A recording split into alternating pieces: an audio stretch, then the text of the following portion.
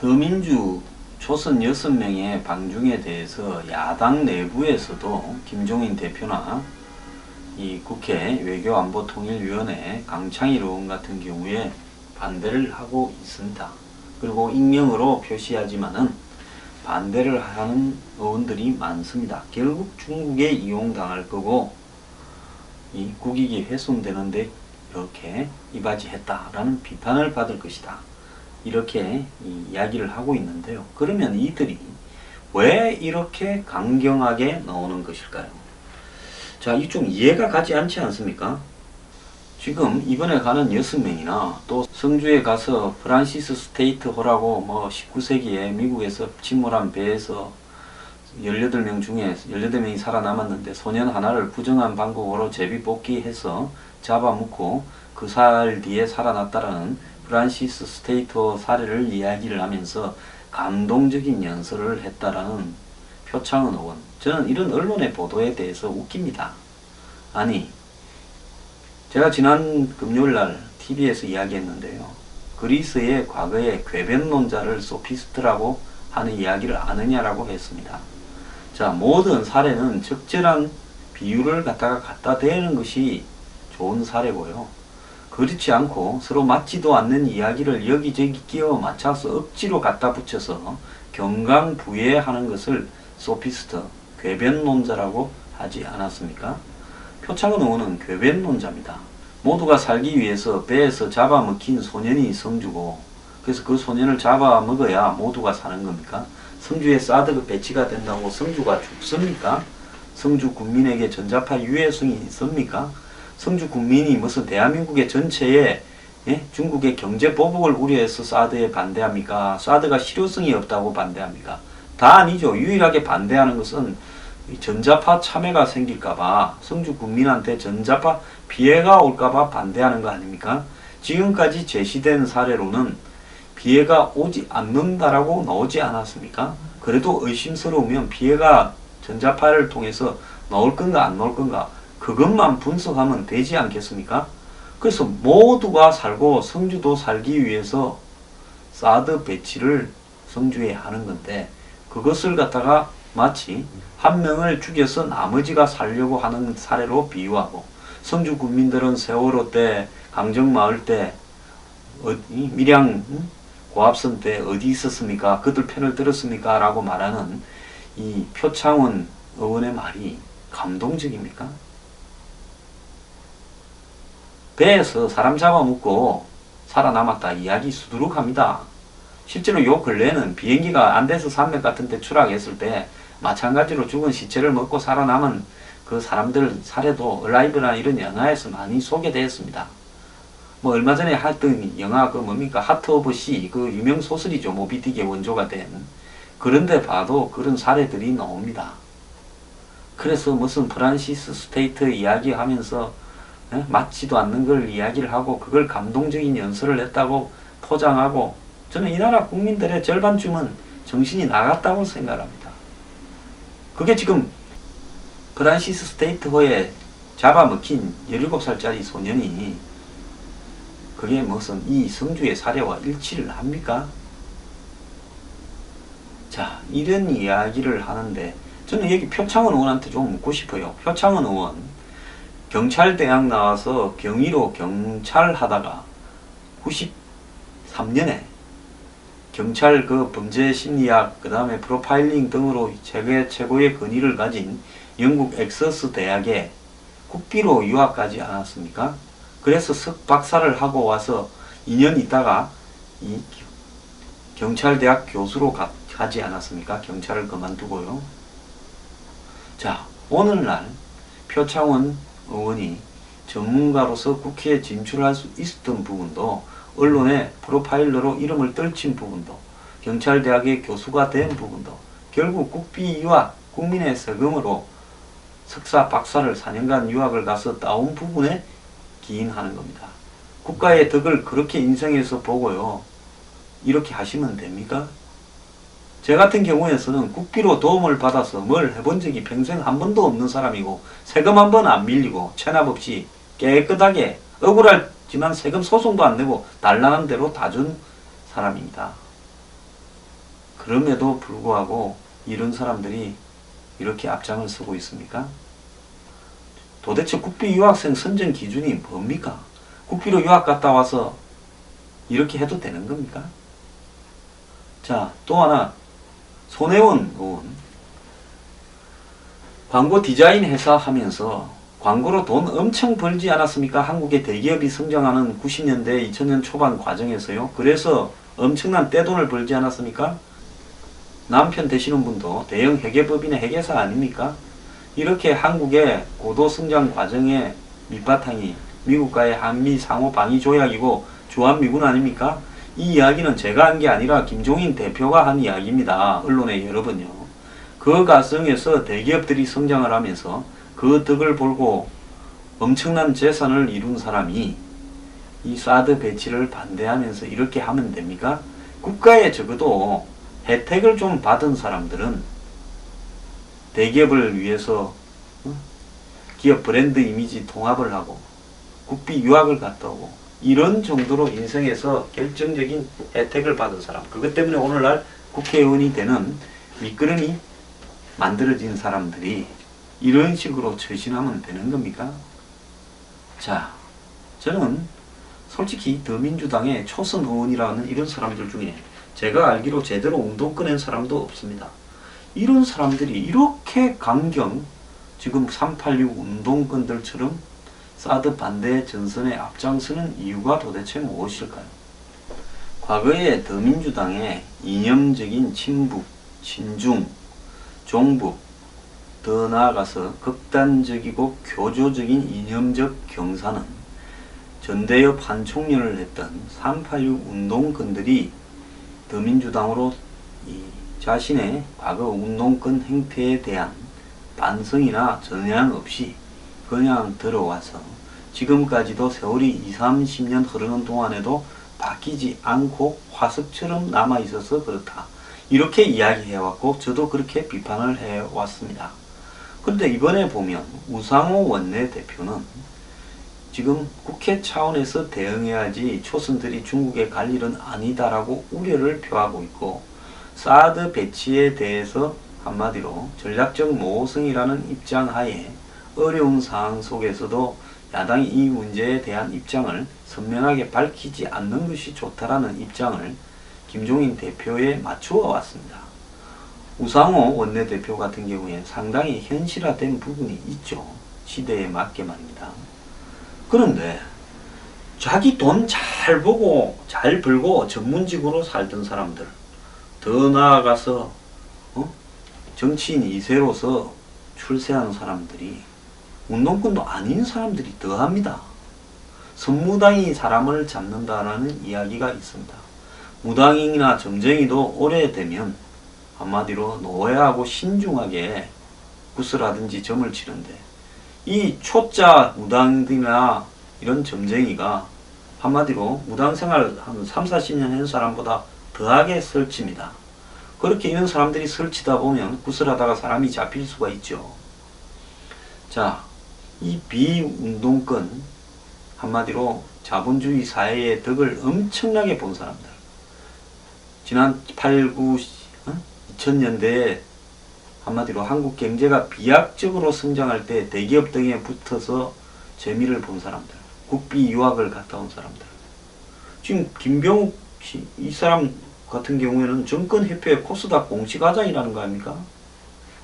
자, 이런 사람들이 치과 의사 하는 사람들이, 출판협회 이사하는 사람, 이런 사람들이 이렇게 앞장을 서서 한마디로 운동권 못지않게 저들이 과거부터 얼마나 이 사회를 위해서 고민을 해온 경험이 있다고, 아마 대학 다닐 때 손에 피 한 번 안 묻힌 사람들, 손에 돌 한 번 안 들고 체류탄 가스 한 번 제대로 안 맞서 본 사람들도 여기 중에 보입니다.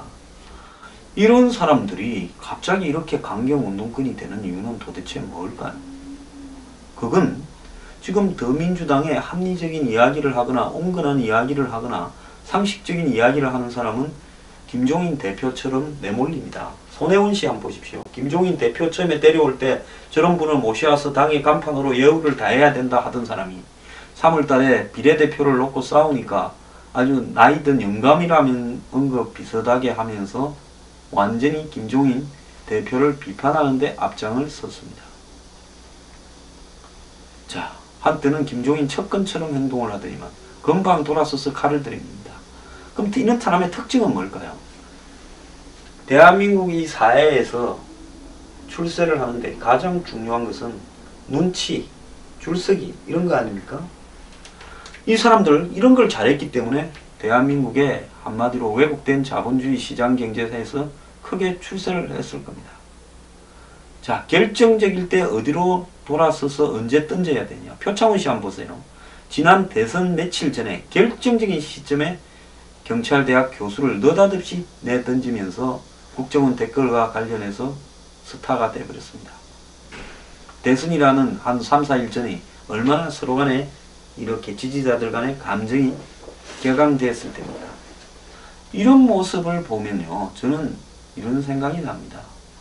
자, 기회를 표착해서 줄을 서고 그 줄 선 대가로 공천을 받고 그리고 공천을 받은 대가로 개처럼 충성하는 이런 부분들이 한마디로 운동권 아닌 사람들도 너무 잘한다는 겁니다.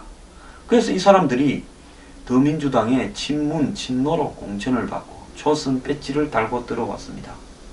자, 이러다 보니까 이 사람들은 어떻게 하겠습니까? 지금 이 당은 거의 90% 친문, 친노의 정당이다. 그렇다면 내가 이 당에서 초선으로서 빛이 나고 정치인으로서 오래오래 살아남으려면 어떤 행동을 해야 내가 살아남는 것이고 그것이 가장 나한테 도움이 되는 거다라는 걸 반사신경적으로 동물적 후각으로 아는 겁니다.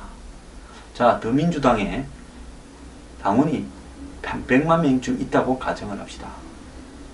그 중에서 한 10,000명쯤 되는 사람들이 더민주당을 둘러싸고 한마디로 투표회의가 있으면 모바일 투표니 직접 참여 투표니 열성적으로 투표를 하고 또 노무현 전 대통령 행사에 참여하고 문재인 후보를 대통령으로 만들려고 하는데 앞장을 서고 이번에도 전당대회 권리당원이나 여론조사 투표를 하는 그런 핵심 지지자들입니다. 이런 사람들 1%가 남은 이 더민주 지지자 99%를 장악을 합니다. 상층부에서 의식적으로는. 남은 99%는 좀비로 따라가는 거죠. 거의. 그러면 이 1%에 잘 보이기 위한 행동을 하는 게 더민주당에서 자기가 얼마나 유리한가를 알고 있습니다. 작년입니까? 박지원 문재인 대 경선이 벌어졌을 때 박지원 지금 국민의당 비대위 대표가 비대위원장이 당원 대의원 투표에서 현장 투표에서는 조금 더 얻었습니다. 문재인 대표가 어디서 이겼습니까? 여론조사에서 이겼습니다. 그때 여론조사에서 1등을 한 최고위원이 정청래 최고위원입니다. 자, 그렇기 때문에 이 당에서 주요한 의사결정 구도가 1%의 강경파가 당을 장악하고 있다는 것을 너무 잘 알기 때문에 이들 초선이 이런 짓을 하는 겁니다. 그리고 이런 부분들을 누구도 말릴 수 없는 겁니다. 이것이 오늘날 야당을 지배하고 있는 논리입니다. 어제 보면요. 정권 교체를 준비하는 당원 모임이라고 1,400명 정도의 권리당원이 참가하는 친문재인 후보 성향의 단체에 이 간담회에 김상곤, 추미애 두 사람이 참석을 했다 하지 않습니까? 지금 당대표 후보들이요. 자, 길들이고 있는 거죠. 그래서 이들 초선이 이런 행태를 갖다가 강경 운동권 의원보다 더한 좌파적 행태를 하는 이유는 지금 더민주당 내부가 한마디로 이들의 어떤 행동을 강제하는 강경 진위대 세력으로 당 안팎이 장악되어 있다는 겁니다. 거기에 눈치를 봐야 살아남는 거 아니겠습니까? 그래서 대기업의 브랜드 광고해주고 그걸로 돈 수십억 뭐 이래 벌어서 낮은 7기 박물관까지 하고 있고 재산이 엄청나다고 소문이 난 손혜원 의원 같은 경우가 좀 이해가 가지 않는 정치 행보를 지금 정치권 진입 이후에 하고 있습니다. 그래서 대한민국의 야당에서 정치적으로 출세를 하려면 한마디로 마찬가지, 여당도 마찬가지입니다. 여당은 개파 보수한테 줄을 송금이 없도록 잘 비벼서 잘 써야 되고요. 야당에서는 한마디로 진노 친문의 핵심에 눈에 들 수 있는 강경파가 되도록 노력해야 정치인이 될 수 있는 겁니다. 저보고 왜 국회 안 갔느냐 이런 이야기 더 이상 하지 마십시오. 저는 이 손바닥에 아직도 송금이 그대로 있습니다. 저는 송금이 없어지는 꼬라지를 못 봐서 이렇게 방송하고 살고 있습니다. 강경파가 당을 장악해서 끌고 가고, 그럼으로써 전 의원들이 거기에 잘 보이려고 노력하고. 자, 지금 문재인 대표는 자신 앞에 놓여있는 이 딜레마가 보이지 않습니까? 자, 어제 그 뭡니까? 매천 황현 선생의 이 광양생가에 간 걸로 알고 있는데요. 이 매천야록이라는 이 기록을 남기신 황현 선생은 1910년 한일 합방이 되던 당시에 조선이 500년 동안 선비를 길러온 유교 국가인데 나라가 없어지는데 단 한 명도 자결하는 선비가 없어서야 이것이 어떻게 선비 국가라고 할 수 있겠는가 라고 생각하면서 이 자결을 하신 분입니다. 자, 지금 어제 그러면 황현 선생한테 가서 그 우국 충정인이 이런 부분들을 기려야 된다. 요즘 뭐 똑도도 가고 황현 선생한테 가고 8.15를 겨냥한 행보라고 보이는데요. 거기 가서 느낀 건 없습니까? 자, 지금 나라의 전망이 위태로운데, 자, 1910년 합방되기 전에 어떻습니까? 러시아가 중국이, 일본이 한국을 먹으려고 서로 싸우지 않았습니까? 러일전쟁, 중일전쟁, 청일전쟁. 자, 이 속에서 한국이 그 전쟁에서 승리한 일본에 합방이 되어버린 거 아닙니까? 자, 지금 한국을 둘러싸고 벌어지는 이런 중국의 압력, 이런 부분들에 대해서 문재인 대표는 무슨 생각을 하고 사시는 겁니까?